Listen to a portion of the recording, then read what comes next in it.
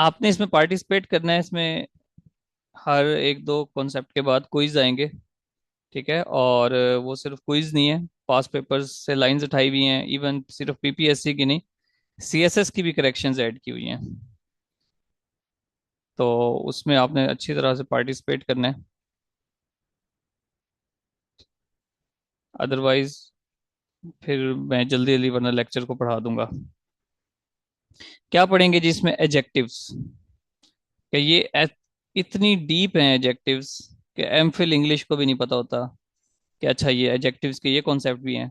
तो जितना ब्रीफ हो सका है उतना मैंने ब्रीफ भी हैं और डीप लेक्चर्स आपको बना के दिए हुए हैं। और इन फ्यूचर जब आप कोई डिस्क्रिप्टिव टेस्ट दोगे, इंग्लिश ऐसे के टेस्ट दोगे, तो आपको इसमें बहुत ज़्यादा हेल्प होगी। क्योंकि एडजेक्टिव्स एक बहुत बड़ी दुनिया का नाम है। आपको अगर एडजेक्टिव्स का यूज़ आ गया तो आप सेंटेंस को बहुत खूबसूरत बना सकते हैं। जिस तरह फ्रेजेस और क्लॉजेस, इसी तरह एडजेक्टिव्स। ठीक है। एडजेक्टिव्स की अपनी एक खूबसूरती है। तो एडजेक्टिव्स का जहाँ पे ये आता है कि आपने कौन कौन से एडजेक्टिव्स तैयार करने हैं, किस तरह से एडजेक्टिव्स तैयार करने हैं, वहां पर ये भी आता है एडजेक्टिव्स का यूज किस तरह से है। ठीक है।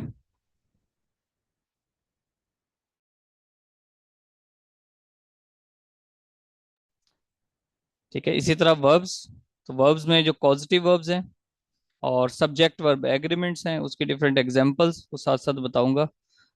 और वो आपके सेंटेंस ग्रामर की करेक्शन से रिलेटेड, और वो पूछेगा which of the following is a suitable word in this sentence, जैसा फिलिंग द ब्लैंक्स होती है ऑप्शंस में आता है, वो आएगी। एजेक्टिव्स। एजेक्टिव्स होता क्या है? सिंपल सी डेफिनेशन, जो किसी नाउन या प्रोनाउन को क्वालिफाई करे, उसमें एडिशन लेकर आए, उसको एक्सप्लेन करे। इसमें सिफ्त कहते हैं इसको उर्दू में, एजेक्टिव्स। ठीक है। किसी भी नाउन प्रोनाउन को आप हैरान हो जाओगे। आपको सिर्फ यही लगता है कि अगर मैं कहूँ कि कोई हैंडसम पर्सन है, कोई खूबसूरत इंसान है, कि सिर्फ वही एजेक्टिव होता है? नहीं। एजेक्टिव्स की बेशुमार टाइप्स हैं। ठीक है। जिसमें आप जैसे ही ऐसे ऐसे वर्ड हैं, छोटे छोटे वर्ड्स हैं, वो भी एडजेक्टिव्स होते हैं।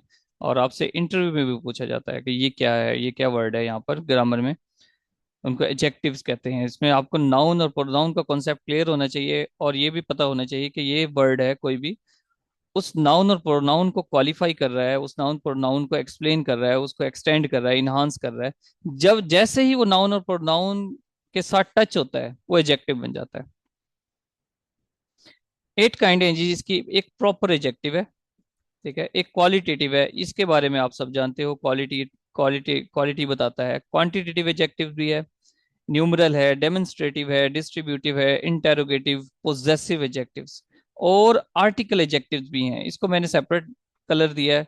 इसका मतलब कुछ लोग इसको मानते हैं और कुछ कहते हैं कि नहीं, ये इसकी 8 बेसिक काइंड में नहीं आता। अदरवाइज ये भी एक टाइप है आर्टिकल एडजेक्टिव्स। कैसे है वो बताऊंगा। बस आपने इसकी डेफिनेशन पे ध्यान रखना है कि नाउन या प्रोनाउन को क्वालिफाई कर रहा है, नाउन प्रोनाउन के अंदर कोई तब्दीली लेकर आ रहा है, उसकी वजाहत करता है, तो वो एडजेक्टिव कहलाता है। प्रॉपर एडजेक्टिव जो प्रॉपर नाउन से आए। अब ध्यान से समझें, एक प्रॉपर नाउन होता है, फॉर एग्जांपल जैसा कल हमने पढ़ा था न्यूटन। तो मैंने कहा था कि न्यूटन को कॉमन नाउन के तौर पे भी इस्तेमाल कर सकते हैं, हालांकि वो एक पर्सन का नाम है। अब उसी को अगर हम क्वालिटी के तौर पे यूज करें, ठीक है, अगर उसको हम क्वालिटी के तौर पे यूज करें तो वो एडजेक्टिव बन जाता है। फॉर एग्जाम्पल, जिस तरह के इंडस रिवर। अब इंडस रिवर ये क्या है? इंडस रिवर एक हमारा दरिया है, दरिया का नाम है। तो ये प्रॉपर नाउन है। इसी तरह मलका विक्टोरिया, विक्टोरियन एटीट्यूड नहीं, मलका विक्टोरिया एक क्वीन का नाम है, तो वो प्रॉपर नाउन है। लेकिन अगर आप कहें कि यहाँ पर कि जनाब आलिया जो है उसका वो बड़ी एटीट्यूड रखती है, और उसका जो एटीट्यूड है वो विक्टोरियन एटीट्यूड है, यानी कि उसका एटीट्यूड ऐसा है जैसे कि वो मलका लगी हो। ठीक है। अगर आप उसको ऐसे कहें, तो बेसिकली उन्होंने क्या किया, इसको एडजेक्टिव के तौर पे यूज किया। चाइना कंट्री है, लेकिन चाइनीज रेस्टोरेंट, यहां पर हमने रेस्टोरेंट एक नाउन है, ध्यान से समझें। रेस्टोरेंट एक नाउन है और चाइना को उसके साथ मिला दिया। तो मतलब क्या हुआ कि जो चाइनीज, चाइना से जो चाइनीज बना, ये एडजेक्टिव है। विक्टोरिया एटीट्यूड एक नाउन है, उस एटीट्यूड के साथ ये जो विक्टोरिया है, विक्टोरिया से विक्टोरियन बना, ये एडजेक्टिव है। रिवर एक नाम है सिंपल, लेकिन रिवर कौन सा रिवर? इंडस रिवर, तो एडजेक्टिव बन गया।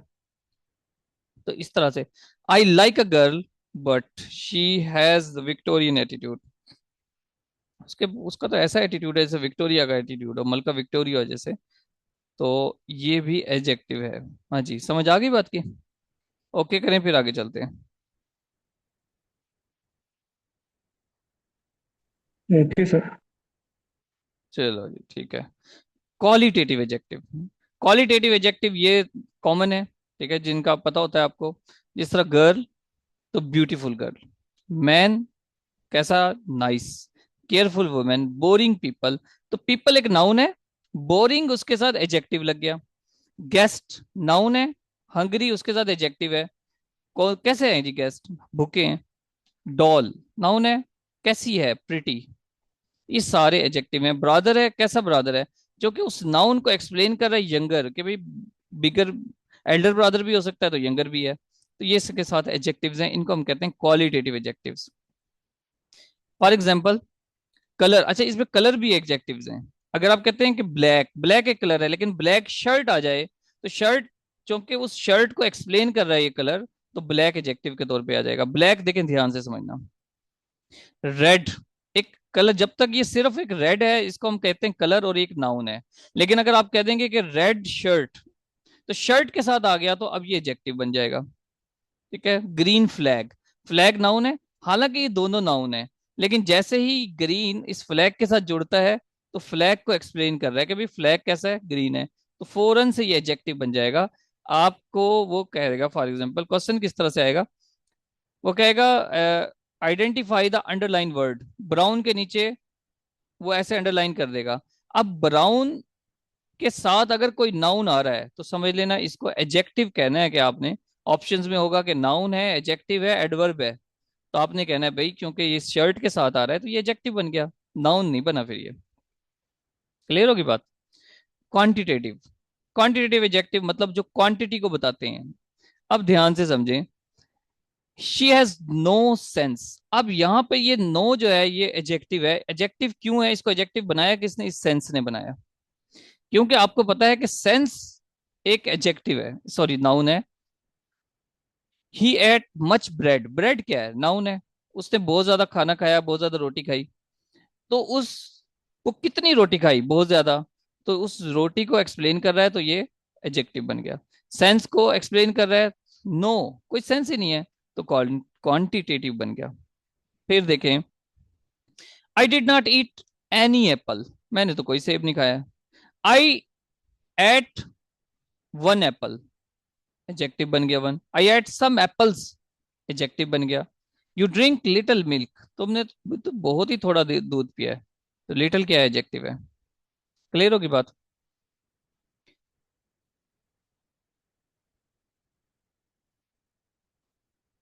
अब इसमें एक कॉन्सेप्ट समझेंगे। ये तीन वर्ड हैं, एक होता है लिटल, एक होता है अ लिटल, एक होता है द लिटल। तीनों को समझ लें। क्या मतलब है इसका? लिटल का मतलब कुछ भी नहीं, यानी कि जितना बिल्कुल होता ही नहीं जैसे, उसका मतलब है लिटल। अ लिटल मतलब थोड़ा बहुत है। और द लिटल मतलब, द का मतलब उर्दू में होता है वो। द लिटल मतलब वो वाला रेफरेंस है ये, जिसका पीछे कोई जिक्र हो गया हो उसको साथ हम दा लगाते हैं। एग्जाम्पल से समझते हैं। There is little sugar in the pot, जब आपसे कहेंगे कि भाई उस बर्तन में तो बिल्कुल चीनी नहीं है, तो बिल्कुल चीनी नहीं है यानी कि लिटिल शुगर है, इसका मतलब चीनी है ही नहीं। फॉर एग्जाम्पल, ये बिल्कुल ऐसे है जिस तरह से आपने चाय बनानी है। आप अपना वो चाय वाला जिसमें चीनी पड़ी होती है वो बर्तन उठाते हो, उसमें देखते हो दो तीन दाने चीनी के हैं। अब दो तीन दाने चीनी के हैं तो फिर आप यूं नहीं कहोगे कि नो, नहीं, आप कहोगे लिटिल, यानी कि आपके यूज की तो है नहीं। तो जब आपके यूज की नहीं है तो आपने तो यही कहना भी है, दो चार पांच दाने अगर हैं भी, तो आप उसको अपनी चाय में तो नहीं डाल सकते ना, तो आपके लिए तो ना होने के बराबर है। समझ आ गई बात की? तो आपने कहना है कि there is little sugar in the pot. Clear होगी बात? आ लिटिल मतलब, जिस तरह कहते हैं a little is a dangerous thing. अब ये लिटिल मतलब, अ लिटिल मतलब थोड़ा है। ये बिल्कुल ऐसे है जिस तरह आपने पांच छह कप चाय के बनाने हैं। अब जब आपने पांच छह कप चाय के बनाने हैं, आप बर्तन उठाते हो उसमें दो तीन चम्मच चीनी है। जब 2-3 चम्मच चीनी है, इसका मतलब वो हल्का सा टेस्ट देगी, हल्का टेस्ट देगी, पता लगेगा हाँ भी चीनी डाल दी है लेकिन फिर भी कम है। तो फिर आप कहोगे there is a little sugar in the pot. A little knowledge is a dangerous thing. हाँ भाई, लिटिल नॉलेज डेंजरस थिंग है। आ लिटिल नॉलेज डेंजरस थिंग है, लिटिल नॉलेज डेंजरस थिंग क्यों नहीं है? कोई बताएगा?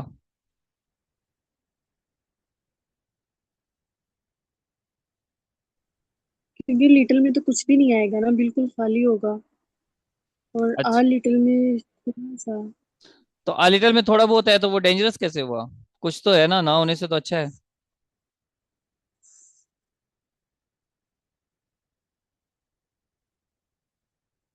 हम्म, क्या कहते हो?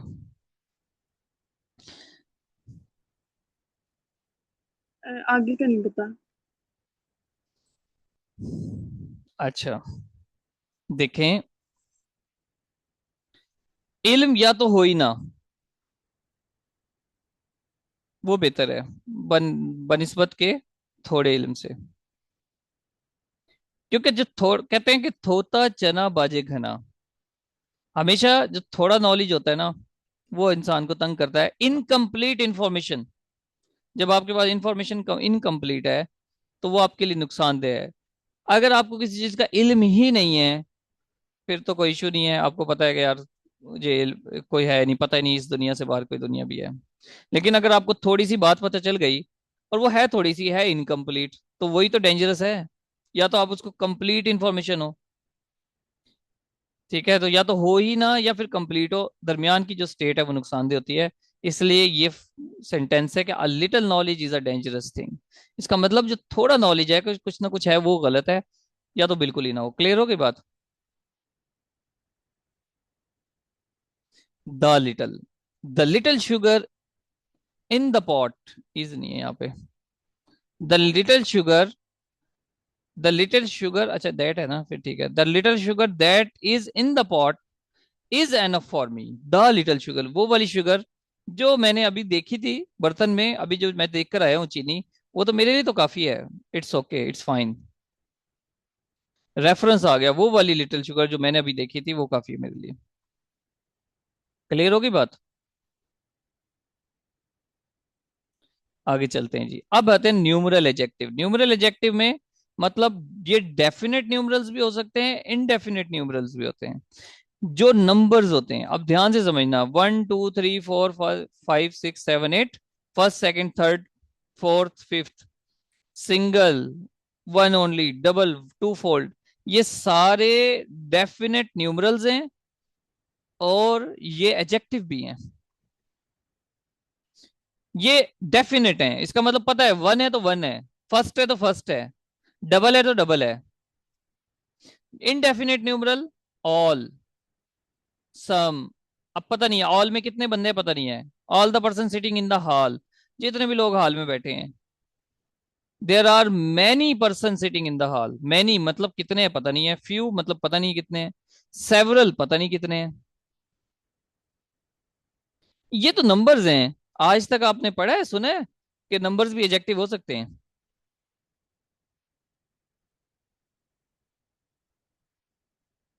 जी, कोई बताएगा नंबर कैसे एडजेक्टिव हो सकते हैं?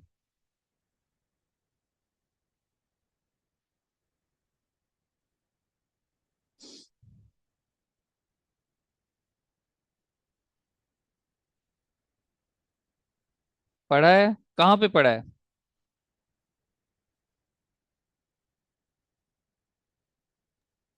सर क्लास में पढ़ा था हमने। कौन सी क्लास में?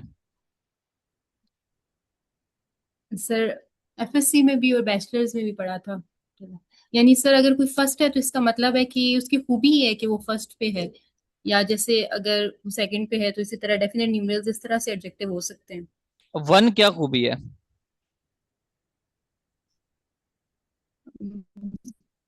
तो यानी वो एक है तो ये उसकी हो सकता है कि वो एडजेक्टिव में आ जाए। पहले तो मुझे समझ नहीं आ रही, या सर यस सर, तमकीन या सर अगर जी, सर अगर स्टूडेंट्स में से गिना जाए तो अगर हम स्टूडेंट्स कहेंगे कि वन स्टूडेंट या टू स्टूडेंट्स, तो सर स्टूडेंट जो सा वो नाउन हो जाएगा, और जो वन है वो आपका एडजेक्टिव हो जाएगा। वेरी गुड, शाबाश, वेरी गुड। सब सबा ने भी ठीक बताया, जोनाथन ने भी ठीक बताया, वेरी गुड। क्योंकि जब जैसे ही ये नाउन को क्वालिफाई करेगा तो एडजेक्टिव बन जाएगा। नाउन को जैसे ही क्वालिफाई क्वालिफाई करेगा एडजेक्टिव बन जाएगा। I have enough money to live my life. अब मनी नाउन है, इस नाउन के साथ जैसे ही ये इनडेफिनेट न्यूमरल आया तो ये फौरन के साथ फौरन क्या बन गया, एडजेक्टिव। ठीक है। I have some money in my pocket. I have two friends. अब फ्रेंड्स क्या है, नाउन। टू का क्या हो गया, ऑटोमेटिक एडजेक्टिव बन गया। ठीक है। I return two fold money to my friend. दुगने पैसे मैंने रिटर्न किए अपने दोस्त को। तो मनी नाउन है, टू फोल्ड एडजेक्टिव बन गया, ऑटोमेटिक। क्लियर हो गई बात। तो इस तरह से ये एडजेक्टिव बन जाते हैं। इसको तैयार करने का तरीका ध्यान से समझिएगा। इसका तैयार करने का तरीका ये है, आप इन फ्यूचर भी इनको रिवाइज करोगे, आप बोर हो जाओगे कि कैसे रिवाइज करें। तरीकाकार ये है कि रफ रजिस्टर ले लें। इनिशियली तो अपने नोट्स में ऐड करना, सेंटेंस बनाने इनके। अभी जिस तरह बैठे बैठे मैंने दो तीन सेंटेंस बना दिए। टू का भी बना दिया, डबल का भी बना दिया, टू फोल्ड का बना दिया, फ्यू का बना दिया। तो आप भी इस तरह से खुद से सेंटेंस बनाएं। जब खुद से बनाएंगे तो ऑटोमेटिक चीजें तैयार होंगी। नेक्स्ट चलते हैं जी, रूल। अब इसमें एक रूल है, पीछे जो पढ़ा था ना, लिटल, अ लिटल और द लिटल, तो यहाँ सेम है।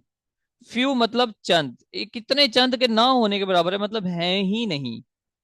वंस अगेन है सही, है सही, लेकिन वो चौके इतने कम है कि हमारे यूज के ही नहीं है। मिसाल के तौर पे, आ फ्यू मतलब चंद एक हैं। अगर मैं कहूं देर आर, मतलब अगर रूम में 5 बंदे बैठे हैं, कमरे में 5 बंदे बैठे हैं, तो मैं क्या कहूंगा, there are few guest sitting in my room, या there are a few guest sitting in my room. क्या कहेंगे?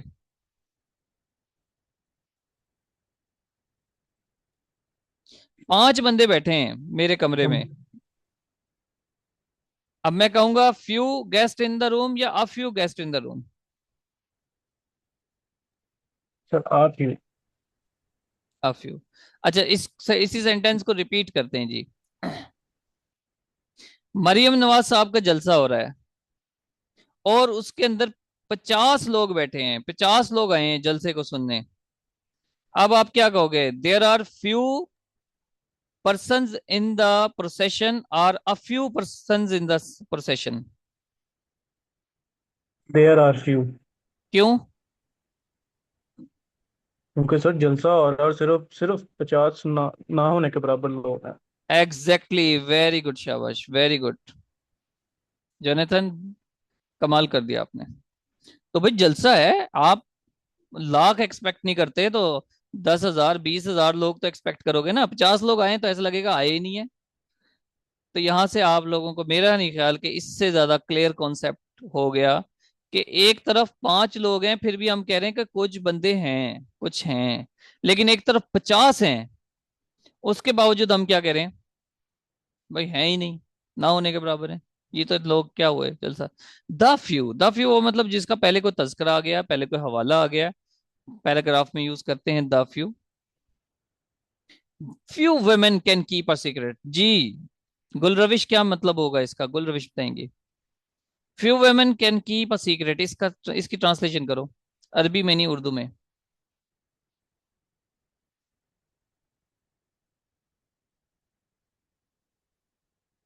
गुल रविश,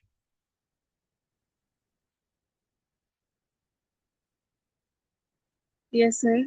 इसकी ट्रांसलेशन करें। Few women can keep a secret.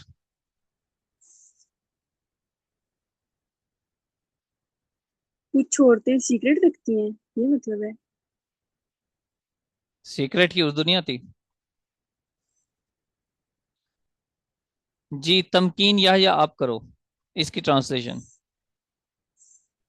Sir यहाँ पे मतलब ये है कि फ्यू जैसे आपने समझाया कि उसका मतलब है कि कोई नहीं, तो यानी बहुत ही ज्यादा कम औरतें हैं जो राज रख सकती हैं, मतलब कोई नहीं है, यानी नहीं रखती राज, यहाँ पे ये जोनेथन, बताया। जोनेथन आप ट्रांसलेशन करो।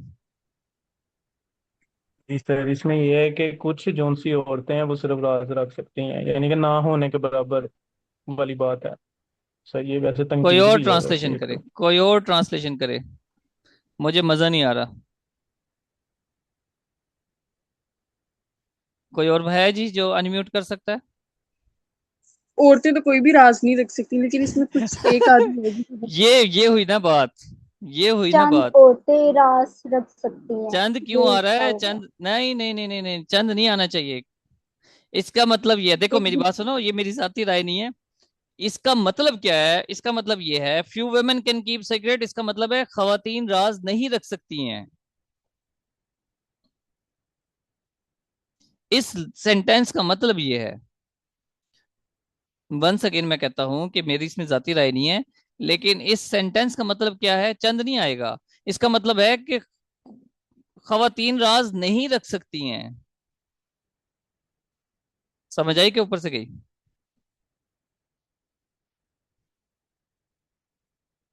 आगे सर। हाँ बस सही है। सर इसमें तो वो फिर सारी ही खत्म हो गया था, उसका ऑब्जेक्टिव का मकसद ही अगर हम फ्यू का देखें तो वो खत्म हो गया।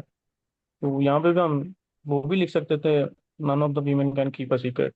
हाँ वो रख सकते थे, देखो ना, ये थोड़ा सा फर्क है ना, उर्दू में और इंग्लिश में थोड़ा सा फर्क है। जिस तरह भी बात की ना, इसके हिडन मीनिंग में तो यही है कि मतलब अगर दुनिया में 3.5 अरब औरतें हैं, थोड़ा सा फर्क है ना लैंग्वेज का। उर्दू में वो चीज हम नहीं शो नहीं कर पा रहेंगे, ठीक है, लेकिन इंग्लिश में कर पा रहे हैं। अब 3.5 अरब दुनिया में औरतें हैं, तो इसका मतलब अगर 1 लाख औरतें राज रख सकती हैं, तो वो तो चंद का मानी, वहां पे चंद का लफ्ज पूरा नहीं आए उतरेगा ना उस पे। ठीक है, चंद का लफ्ज पूरा नहीं उतरेगा वहां। फिर अगर आपने चंद लगाना है तो फिर आप यू करोगे। ठीक है, जो चंद, चंद की ट्रांसलेशन है वो अफ्यू है। सही है। जी ठीक है सर, फिर इसको सर वो ना होने के बराबर कह दें। हाँ कह दें, कह सकते हैं। ठीक है, few women can keep a secret. अब इसको किस तरह से ना होने के बराबर बहरहाल कह दें, बार इसका मीनिंग जो है ना, ट्रांसलेशन उस तरह से भी हो सकती है कि नेगेटिव में आता है, मतलब कोई नहीं। We have only a few books in our library. हमारी जो लाइब्रेरी है उसमें चंद एक किताबें हैं। अब यहाँ पे जो चंद एक किताबें से यहाँ जो लाइब्रेरी पे डिपेंड करता है, यहाँ चंद का मीनिंग क्या है, ध्यान से समझिएगा। अगर आपने घर में लाइब्रेरी बनाई हुई है, घर में एक्सपेक्ट क्या हो सकता है? 100 बुक्स हो जाएंगी। उस 100 बुक के कंपैरिजन में आप फ्यू क्या आएगा भाई? 5-10 किताबें। लेकिन अगर आप इंटरनेशनल लाइब्रेरी बनाओ और वहां पे 2 लाख किताबें रख दो, तो आप फिर यही कहोगे यार ये तो चंद एक किताबें हैं। इतनी किताबें नहीं है 1 लाख, क्योंकि एक तरफ एक लाइब्रेरी है, इसमें 1 करोड़ किताबें हैं। उसके कंपैरिजन में जहां पर 1 लाख किताबें रखी हुई हैं, तो फिर तो आप क्या कहोगे? अ फ्यू बुक्स। क्लियर होगी बात? The few books that we have in our library are not so good. वो किताबें जो कि हमारी लाइब्रेरी में हैं आर नॉट सो गुड। इतना खूबसूरत सेंटेंस है, मीनिंग के लिहाज से नहीं, स्ट्रक्चर के लिहाज से इतना खूबसूरत है कि आपको क्या बताऊं। पता है ये क्या है जो ब्रैकेट किया है? ये मैं ऐसे राइटिंग में सिखाता होता हूँ। पता ही क्या है ये सेंटेंस? क्या है? The few books are not so good, असल में ये इस तरह से है। द फ्यू बुक्स, वो जो किताबें हैं वो अच्छी नहीं है। यहां पर आ गया यहां पे मैंने क्लॉज ऐड कर दिया भाई, that we have in our library. हमारे स्टूडेंट्स को सेंटेंस बनाने ही नहीं आते, ऐसे सीधे सीधे से सेंटेंस बना के आते हैं ऐसे में, कुछ ना कोई खूबसूरती होती है और ना कुछ। कभी सीखो ऐसे सेंटेंस बनाना, एक्सप्रेशंस हैं, पता तो लगे कि कोई इंग्लिश लिख कर आए हो। That we have in our library are not so good. Reference आ गया। डेमोन्स्ट्रेटिव एडजेक्टिव, इसको पॉइंट आउट कर रहा है। डेमोन्स्ट्रेटिव जो पॉइंट आउट करता है। अब जाहिर बात है, पॉइंट आउट करे या जो मर्जी करे, इसके साथ नाउन आना जरूरी है। This point out, this boy, that girl, these, those, ये सारे डेमोन्स्ट्रेटिव एडजेक्टिव हैं। आपको, आपने पहले के भी पढ़ा है, दिस दैट कुछ और भी हो सकता है, पहले कहीं और पढ़ा है? दिस दैट ग्रामर के रूप से कुछ और भी हो सकता है।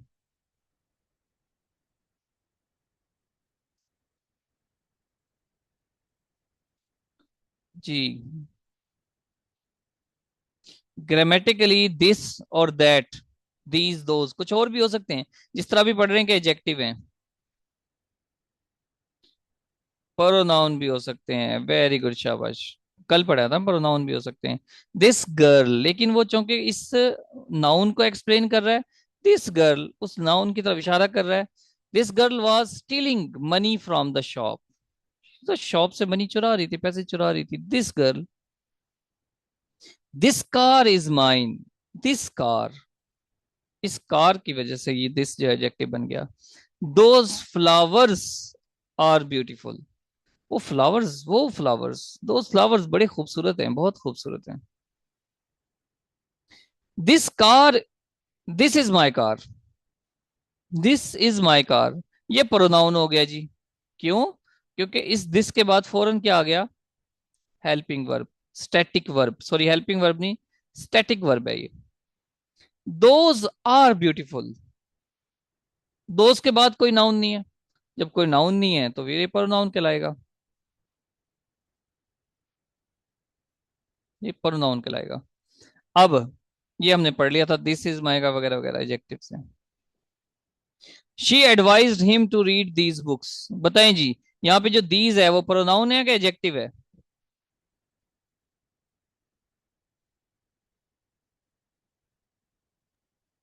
प्रोनाउन है कि एडजेक्टिव? एडजेक्टिव है सर। एडजेक्टिव। हाँ, एडजेक्टिव। एडजेक्टिव है, ओके गुड, शाबाश। क्यों? क्योंकि आगे बुक्स आ रही हैं। यहाँ पर मैंने आपको क्या बताया है, दिखाया है कि पीछे जितने सेंटेंस हैं सब में हमने सब्जेक्ट के तौर पे यूज किया है, यहाँ पे ऑब्जेक्ट के तौर पे भी यूज किया है, तो ऑब्जेक्ट के तौर पे भी यूज हो सकता है। नेक्स्ट आते हैं डिस्ट्रीब्यूटिव एडजेक्टिव। डिस्ट्रीब्यूटिव मतलब एक इफेक्ट है, वो डिस्ट्रीब्यूट कर देता है एक तमाम पर्सन में। एवरी मुस्लिम्स इन पाकिस्तान, यानी कि जितने भी मुसलमान हैं, इसको डिस्ट्रीब्यूट कर दिया, इधर नीदर वगैरह वगैरह। Each season of the show, यहाँ पे इस हैज को पकड़ना है लाजमी। सिंगुलर पर, सिंगुलर हेल्पिंग वर्ब है, सिंगुलर वर्ब है। Each season of the show has 10 episodes, जो शो के सीजन है उसमें 10 एपिसोड्स हैं।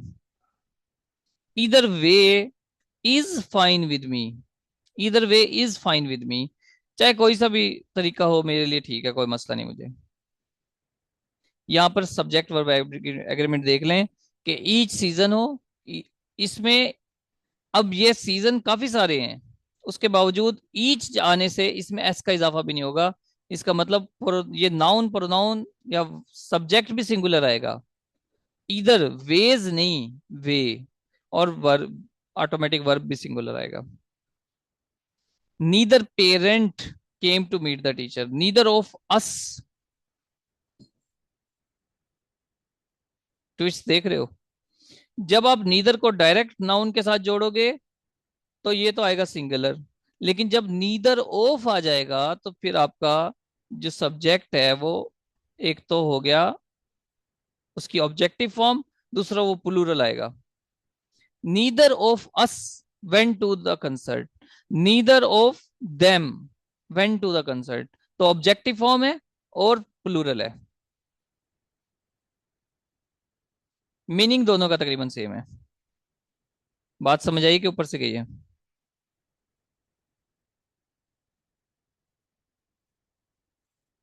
सर समझ तो आ रही है, बट सर ज्योग्राफी के ये जैसे लेक्चर मजा आता था वैसे मजा नहीं आ रहा इंग्लिश के लेक्चर्स में। ओए होए होए, फिर मैं कहाँ से कार्टून डालूं सर इसमें? सर नीदर पेरेंट्स का दोबारा बताइए। देखो इसमें सिंपल है कि नीदर को डायरेक्ट अगर नाउन के साथ सब्जेक्ट के साथ जोड़ोगे तो ये सब्जेक्ट इसका सिंगुलर आएगा, लेकिन जब नीदर ऑफ का एक्सप्रेशन है, ये एक्सप्रेशन है असल में, तो नीदर ऑफ के एक्सप्रेशन जब भी यूज करोगे तो सब्जेक्ट आपका ऑब्जेक्टिव फॉर्म में होगा और प्लूरल होगा।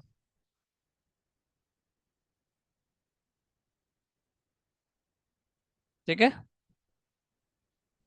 कंपटीशन के एग्जाम की तैयारी है भाई, इतनी आसान नहीं है। कुछ सब्जेक्ट दिलचस्प होंगे, कुछ खुश्क होंगे, ठीक है, कुछ बोरिंग लगेंगे,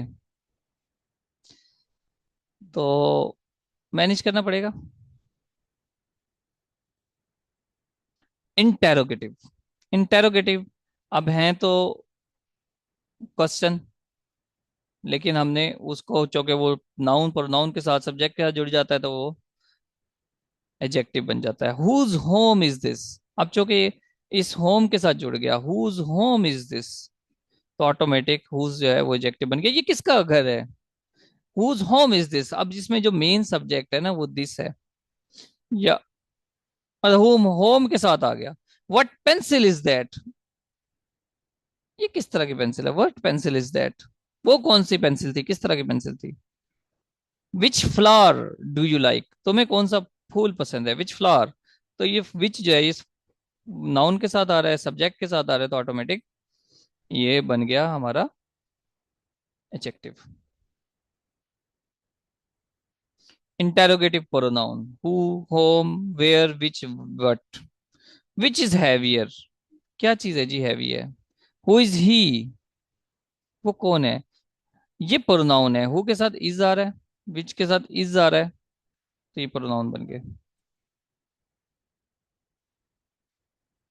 अब आपने मुझे बताना है कौन सा एडजेक्टिव है और कौन सा प्रोनाउन है। Which is healthy, which animal is healthy, बताएं तो जिसमें ये जी। सर विच इज हेल्दी कौन सा, विच इसमें प्रोनाउन है, और विच एनिमल इज हेल्दी, तो यहाँ पे कौन सा सेंटेंस में ये एडजेक्टिव है विच। वेरी गुड, शाबाश। विच के साथ एनिमल आ गया तो ये क्या बन गया, एडजेक्टिव। विच के साथ इज आ रहा है तो ये प्रोनाउन बन गया, ठीक है।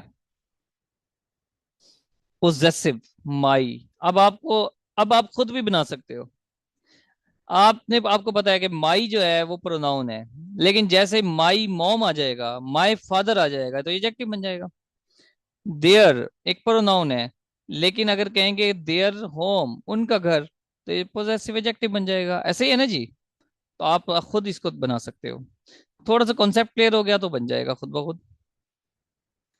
आर्टिकल एडजेक्टिव, ए, एन और द, देखो पीछे हमने पढ़ा डेफिनेट नंबर्स, उसमें कहते थे हम वन पर्सन, वन स्टूडेंट, तो ए का मतलब भी तो एक है ना, एन का मतलब भी तो एक है। तो जब ये ए एन एक का मीनिंग देंगे तो ऑटोमेटिक एडजेक्टिव हो जाएगा। एन एप्पल, एक सेब, उस सेब को बताया नहीं उसने कि एक है। अब मैंगो, एक आम, उसने बताया नहीं है कि एक है, तो बताएं क्या एडजेक्टिव नहीं बन गया। सिंपल है ना। A the baby, a baby, articles ये एडजेक्टिव्स के तौर पे इस्तेमाल हो रहे हैं, ठीक है। आई सा अ बॉय, मैंने एक लड़का देखा, एक लड़का। अब जब उसका दोबारा जिक्र करेंगे तो फिर एक नहीं कहेंगे, हम कहेंगे the boy was an orphan. The boy वही जिसका हमने जिक्र किया था, जो मैंने देखा था, वो तो ऑर्फन है, तो ये एडजेक्टिव बन जाता है। The boy in room was an orphan, जो लड़का रूम में है एक ऑर्फन है। क्लियर हो गई बात।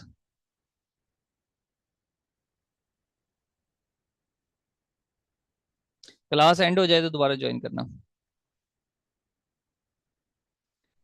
नेक्स्ट हमने डिग्रीज ऑफ एडजेक्टिव पढ़ने हैं, बल्कि नई क्लास से शुरू करेंगे।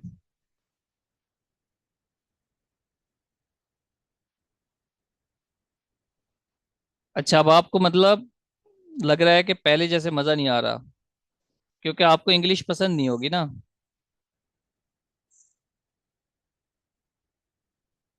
ऐसे जी ही है, सर। जी। कोई नहीं।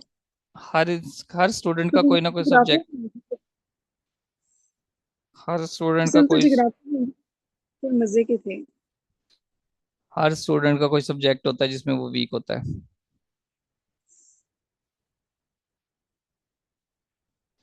ठीक है ना, हर स्टूडेंट का होता है।